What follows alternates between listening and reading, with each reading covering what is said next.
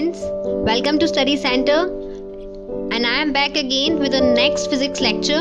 And in this video we will be studying about chapter 8 motion of your 9th science textbook, and it is our lecture 6. Other topics I have completed in the previous videos, so if you have not watched, I will put the link in the description box. We have already derived what are the equations of motion in the previous videos, how we can derive it theoretically and graphically. The three equations were V equals to U plus AT, second one S equals to UT plus half AT square, and third was 2AS is equals to V square minus U square. And these were the three kinematics equations relating initial velocity, final velocity, acceleration, distance and time. Now in this video you are going to study about the application part of these equations. So what we have to do in this video is, using this kinematics equation we are going to find a lot of all these things in the numericals. So let's find out how we can do it in example first. Our example first says a car accelerates uniformly from 18 km per hour to 36 km per hour in 5 seconds, and you have to find the acceleration and the distance covered by the car in that time. So from the question what we are getting as a data is initial velocity is 18 km per hour and it is accelerating, and its final velocity it is achieving is 36 km per hour, and this whole process is going on and taking just t equals to 5 seconds. Now what we can do further is that, as we know U is 18 km per hour, so we have to find it out in meter per second, that is our SI unit. And in the previous videos I have already told you about what is the conversion factor, and using that how we can find it out. So it's simple that 18 km per hour when multiplied by 5 by 18 it will be 5 meter per second. If you are any confused, then I'll put the video in which I have explained, and V would be like this.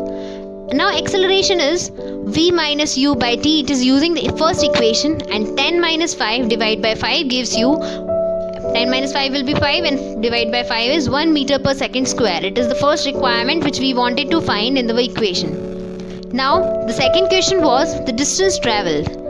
So using the second kinematics equation, S equals to UT plus half AT square, we can find, placing the values, all of the values, we will find 5 multiplied by 5 plus half 1 into 5 into square. So t square is t in placing a 5, and as a result you will get the answer 37.5. Now it is the next question from exercise question number 4, and the question says a motorboat starting from rest on a lake accelerates in a straight line at a constant rate at 3 meter per second square, which is acceleration, for 8 seconds, and you have to find the distance the boat is traveling during this time interval.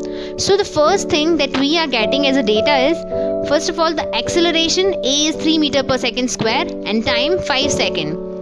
Also the body is at rest initially, so we can get that U would be equals to 0. Now further coming to the next, how we can solve it is using the equation we have at second equation of kinematics. We have S equals to UT plus half AT square, U is 0, T is 8, and placing the values of acceleration is 3 and T is 8 seconds. You will get 1 by 2, 3 into 64, 3 into 32, and that as a result gives you 96 meter as the distance travelled by the boat in the time interval of 8 seconds. I hope it is totally clear to you, and if you have any doubt you can surely put in the comment box. I will try my best to clear your doubts, definitely. Now let's see that what I am going to put in the upcoming topics in this chapter.